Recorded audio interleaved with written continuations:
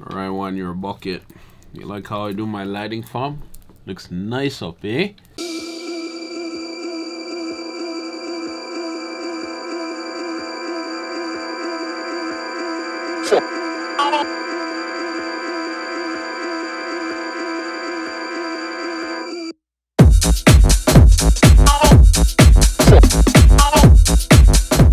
What's up, fam? It's your boy Demuir here, purveyor of all sounds underground. Thank you for joining me on my YouTube channel today, where I'll be discussing the topic of how and why I use Native Instruments Maschine and Logic the way I do. But before I jump into the details, what I need from you is that SLC. Hit subscribe, like, comment, and more importantly, hit the notifications bell to stay in touch with the new videos that we have up and coming. All right, let's just get right into this one. But you know what, let me just stop for a second and tell you why I do things the way I do when it comes to this particular setup. I would characterize it in two words. The first word is control, and the second word is flexibility.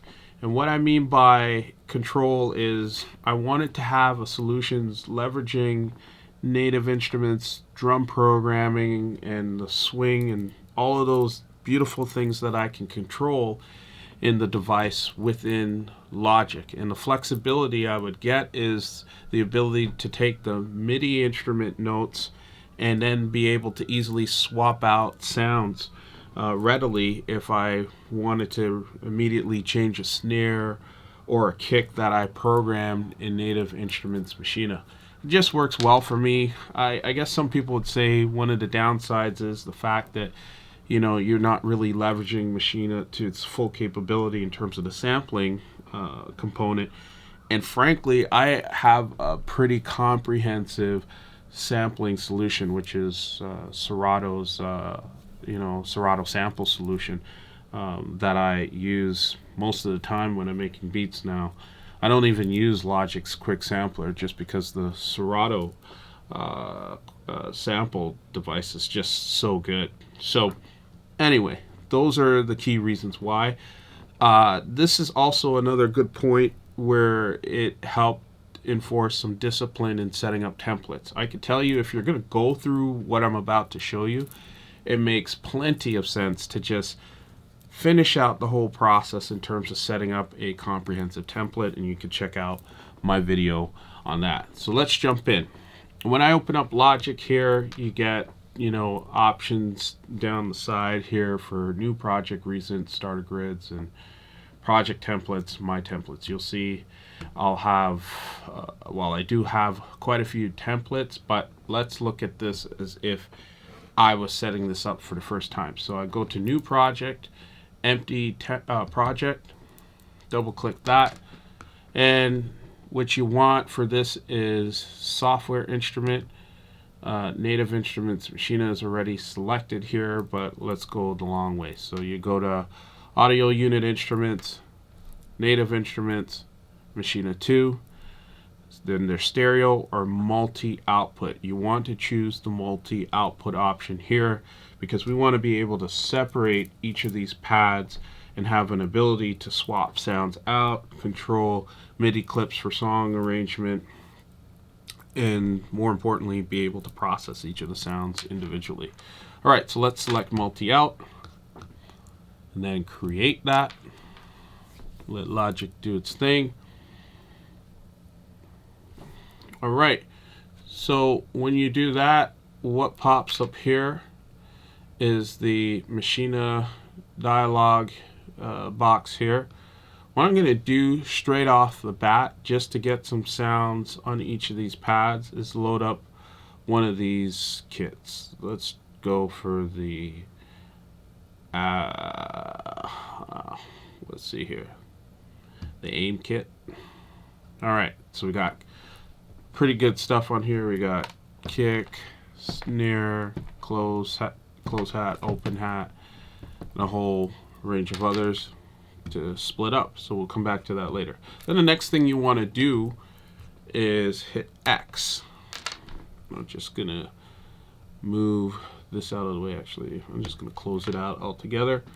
And what you're gonna do is come down to this channel and you'll notice there's a plus sign here, and this is really indicative of the other outputs you can now add. And you could just hit this thing, the plus sign, and I could keep going here, but it's intuitive to know that there's only 16 stereo outs that are available. So that's including the channel where the VST is sitting on, plus 15 outs by 2. So you get a total of 16 stereo outputs. Next thing I'm going to do here is just by the force of habit, but if you are going to go with my suggestion to flush out, or start building out a template, this is the first thing I'll do is just pull all these down to -6 dB. And you do this specifically to protect your headroom situation. For the purpose of this video, I'm just going to pull this down slightly when I start tapping sounds. I normally have it at about 5 dB-ish. But for you, you can leave it at 0. Alright, so we have each of the individual channels. The next thing I would suggest doing here is naming each of these channels. So this is the first one, so I'm just going to call this pad 1, highlight, copy, and with the magic of TV and video editing, we'll fast forward through this, but I'm going to name each pad basically.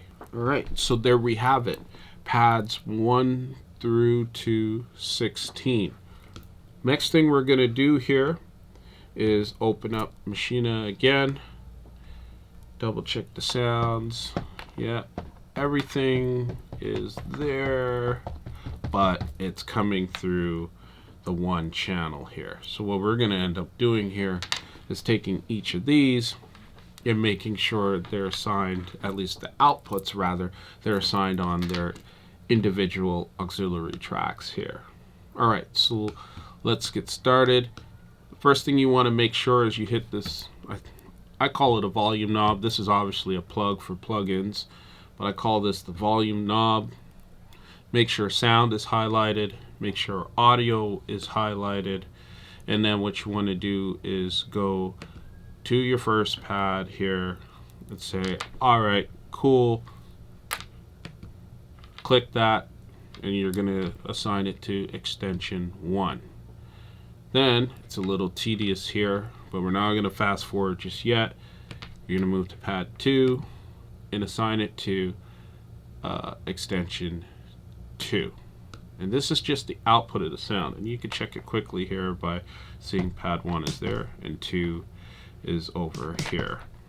Alright, so with the magic of video again, let's run through this and assign it to each specific output. Alright, so you could see it's a little bit of tedious work, and that's why templates make so much sense. Make sure you check out my video on templates. After going through this, you'll see and can appreciate why templates make even more sense. So what I'm going to do is just double check that all of these are assigned appropriately. So pad 1 is kick, 2 is the snare here, 3, 4, 5, 6, 7, 8, 9, sorry, that's 9, 10, 12, 13, 14, 15, 16. Boom. So we know I've set this all up appropriately because I could see it here visually and hear it as well. So let's move over to the MIDI information piece, which is also quite important. It's important to make sure that these are transmitting on each particular MIDI channel. So there we go. And then the next piece is on the input side. So with respects to the input, you're not going to do anything here under the audio tab for the input. But where it means the most is in terms of the MIDI piece. This is basically you programming the tool to say, hey, this information for this particular track or instrument is going to come from the host, which is the DAW, and I want you to transmit not on all channels, but for each specific instrument assigned a MIDI channel. So it's from the host, and on pad 1 it's going to be channel 1, and for the purpose of or the miracle of video editing, we're going to fast forward through this, but I'm going to do this right now. Let's go. And that's the last one.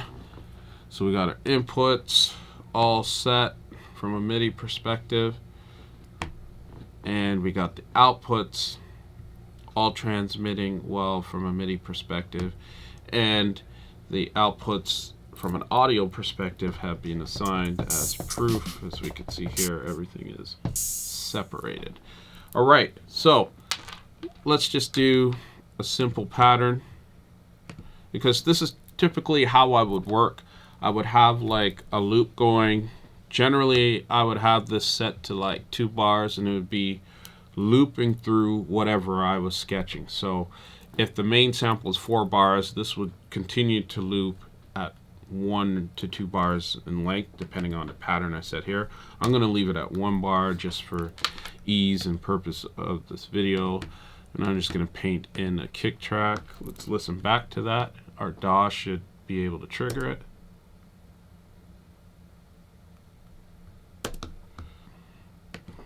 And we didn't hear anything because that didn't have an output assigned. So let's do that again. There we go. So we got that. I'm just gonna paste in a quick hat pattern here. So let's do it.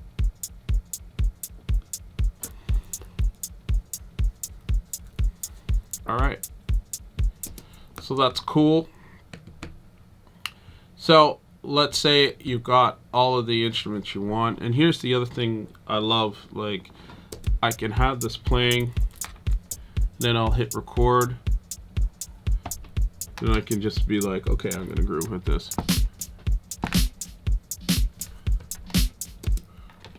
Right, so I've added that. Let me get out of draw mode,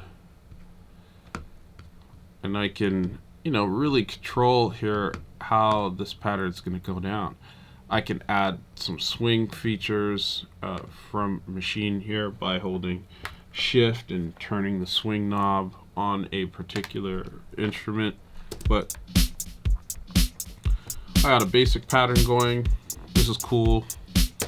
So before I can actually drag this out as MIDI notes into Logic, I need to create some tracks that tell it, hey, these are going to be the reference points where it'll house the MIDI notes. So what I'm doing here is I've selected by holding shift on pad 2.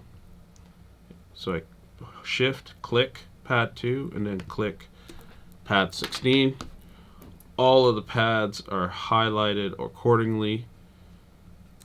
And I've only highlighted pads 2 to 16 here because pad 1 is the main host of Maschine here, so it's all good, ready to go. So now that that's occurred, I'm going to right click, say create track. So it's basically created virtual MIDI tracks for each of the pads here in Maschine. And now, so assuming my pattern, I like what's going on here, I'm just going to take this. This is the pattern piece, and I should just make a distinction. This is indicative of the MIDI patterns you want to drag and drop into your DAW, and then you have the option of actually dragging and dropping the audio. So for flexibility and control purposes, again, I want to drag and drop the pattern. So what I do is I just come here to the top, and there you have it. I could see my MIDI patterns here. It'll just drag out all of it. So where there's actual instrumentation going on in here, which is basically pads 1, 3, and 5. All the other ones will be blank, as you can see here. So every single one is blank. Well, not every single one, but with the exception of pads 1, 3, and 5, all the other pads are blank. So I would usually just delete those blank pads, so I know exactly, okay, these are now the MIDI clips that I have to work with to arrange a track. And then what I do to avoid, flanging, is I would delete the actual notes in Maschine and then play this back. So I now have MIDI clips triggering the audio sound in here. So from a song arrangement perspective, I could be like, okay, I'm going to start with that kick, and then I'm going to bring in close hat, and then drop the snare a little later. My bad. Shut off that drawing thing. Always forget to shut that off. All right. Repeat this. My kick pattern, let's listen back to it. Actually, we need to listen to it from the top.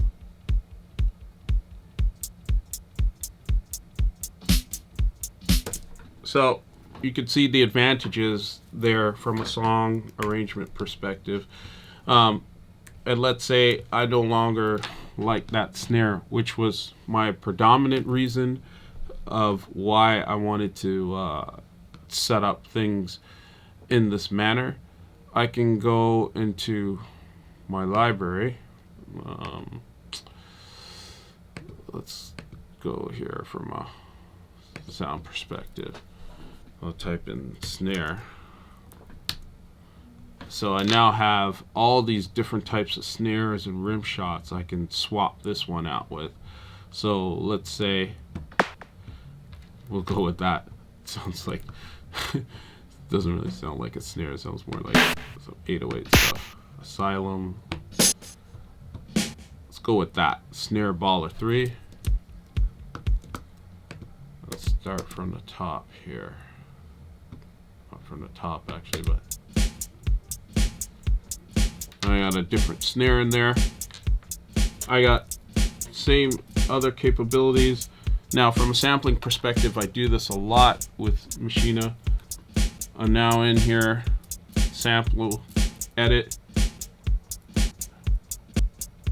and now I'm controlling the length of that snare sample.